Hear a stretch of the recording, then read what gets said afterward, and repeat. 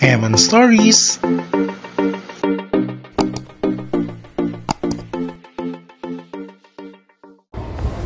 Ngayong gabi, uwi ako sa aming probinsya sa Lagonoy, Camarines Sur. Kasi I will be staying there for a short weekend vacation.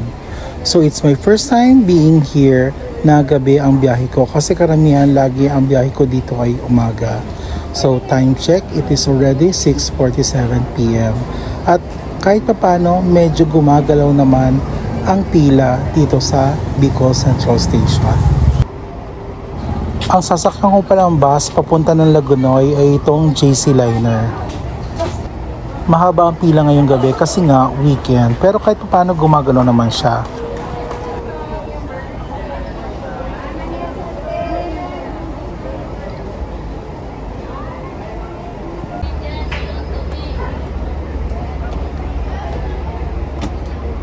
Ang napili ko palang upuan ay dito na lang sa harapan kasi nga may nakita kong available seat.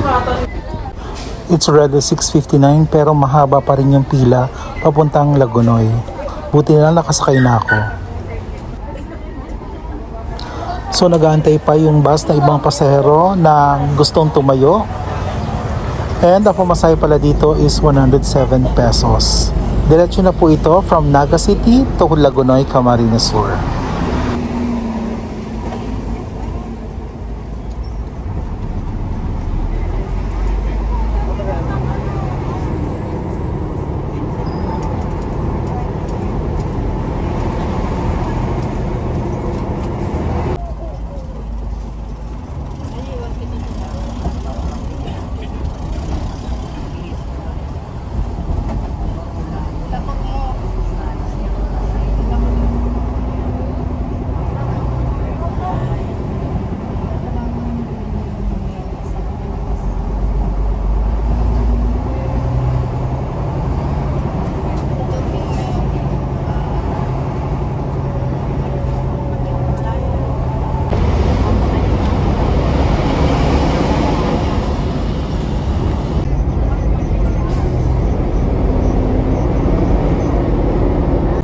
At this moment, sobrang na talagang sikip sa loob ng bus.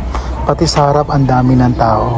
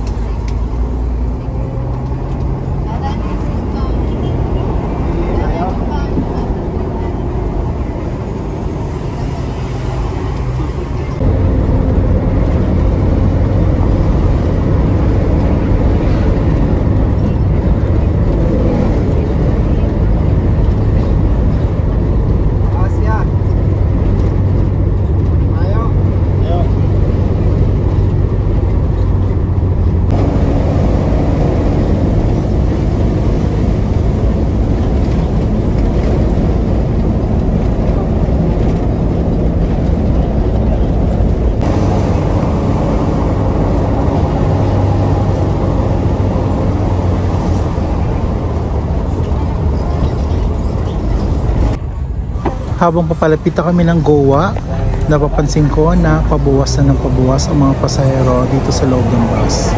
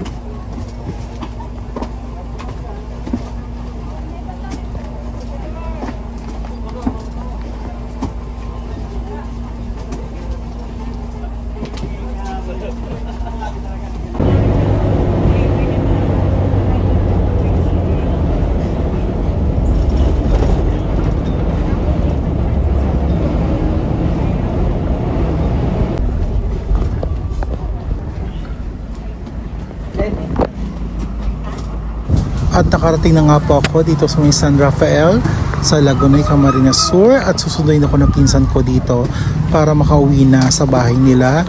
And thank you very much for watching. I'll be seeing you again on my next video. Bye-bye!